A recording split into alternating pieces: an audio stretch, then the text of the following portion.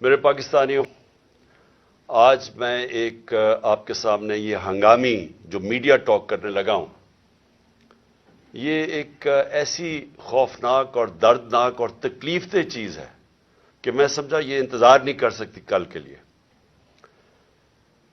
میرے ساتھ جاوید علی بیٹھے ہوئے ہیں، ایک طرف عثمان ڈار جو ہمارے سیالکوٹ کے پریزیڈنٹ ہیں۔ میں ذرا اب آپ کو صرف بتانا چاہتا ہوں کہ یہاں ہو کیا رہا ہے اس ملک میں۔ میں اپنی قوم کو آگاہ کرنا چاہتا ہوں کہ پاکستان کو کس طرح ایک بنانا ریپبلک بنا دیا گیا ہے۔ نہ یہاں کوئی قانون کی فکر ہے طاقتور کو، نہ ان کو فکر ہے اپنے آئین کی۔ ہمارا جو آئین ہے اس کا شق آرٹیکل 14 وہ واضح طور پہ کہتا ہے کہ ہر انسان کی عزت کی حفاظت کی جائے گی، ہر انسان کی ڈگنیٹی کو پروٹیکٹ کیا جائے گا۔ یہ ہمارا آئین ہمیں حق دیتا ہے۔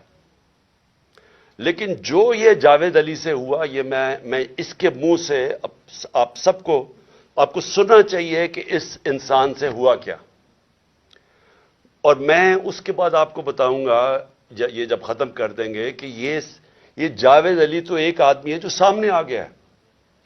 یہاں اتنے لوگوں کو انہوں نے جب سے ہماری گورنمنٹ گئی ہے اس طرح کے بیان دلوانے کی کوشش کی کہ یا ہمارے MPs MNAs جو تکڑے وزیر ہیں ان کے خلاف دو، یا ان کے اوپر ویڈیو فلم بنا دو، یا بلیک میل کرنے کے لیے ان کی کوئی آڈیو ٹیپس کر دو، یا ان کے اوپر کوئی کرپشن کے کیسز بنا دو اور بلیک میل کرنے کے لیے۔ صرف ایک ان کا مقصد ہے کہ کسی طرح تحریک انصاف اور عمران خان کو کمزور کر کے ان چوروں کو پھر سے الیکشن جتا دیا جائے۔ اب میں جاوید علی کی انٹروڈکشن کروا دوں۔ ان کو عثمان ڈار نے جو کلاس 4 ہوتی ہے، جو کلاس 4 کی نوکری ہوتی ہے، وہ نوکری دلوائی سیالکوٹ میں۔ یہ خود بتائیں گے کہ ان کی نوکری ایک چوکیدار تھے، چوکیدار کی نوکری تھی۔ ان کو اٹھایا گیا، پولیس نے اٹھایا، اور اس کے بعد نامعلوم افراد نے اٹھایا، اور اب ان سے پوچھے، ان کی زبانی پوچھے کہ ان سے کیا گیا۔ پھر میں واپس آتا ہوں آپ کے پاس۔ بولو جاوید۔ السلام علیکم جی، میرا نام جاوید علی ہے، میں چوکیدار کی نوکری کرتا ہوں ایجوکیشن ڈپارٹمنٹ میں۔ تو مجھے ادھر بلایا جاتا ہے کال کر کے کہ آپ آئیں ادھر اور آپ سیلری اپلائی کریں اور آپ کو جو ہے نا آپ کی سیلری ملے۔ میں ادھر گیا ہوں اور مجھے ادھر صبح 11 بجے سے لے کے تقریباً 3-3:30 بجے تک بٹھایا جاتا ہے۔ آپ بیٹھو، کرتے ہیں تقریباً ادھر 4 بجے کے قریب 7-8 پولیس والے آتے ہیں۔ وہ ادھر سے مجھے پہلے ہاتھ کڑی لگاتے ہیں، بعد میں میری آنکھوں پہ اوپر شرٹ باندھتے ہیں اور اوپر چولا ڈال لیتے ہیں کہ جیسے میں کوئی دہشت گرد ہوں، ٹھیک ہے۔ ادھر سے مجھے پرائیویٹ گاڑی میں اٹھاتے ہیں اور لے جاتے ہیں نامعلوم جگہ پہ۔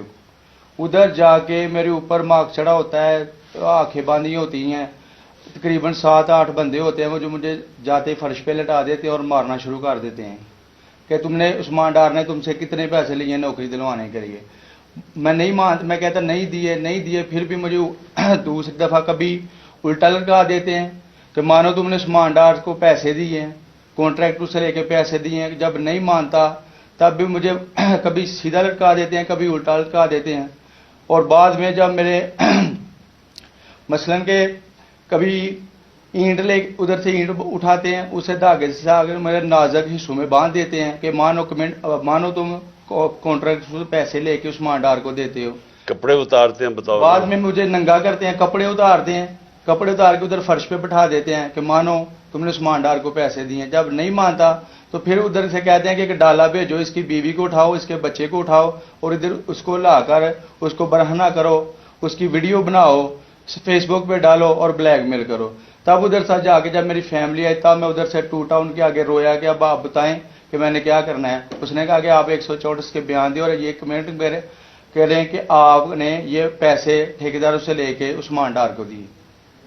یہ بتائیں آپ کہ کوئی یہ سب چپ ہو جاتے تھے جب کوئی آتا تھا ایک آدمی؟ میری تو آنکھیں باندھی ہوتی تھی، ٹھیک۔ اس وقت جب کوئی آتا تھا ادھر، کوئی افسر آتا تھا، یہ کہتے تھے کہ بڑے صاحب آ گئے ہیں، بڑے صاحب آ گئے ہیں، اور سب سائلنٹ ہو جاتے تھے۔ جب وہ آتا تھا سب سائلنٹ تھا، اب ٹھیک ہے لگے رہو، کرتے جاؤ، لگے رہو.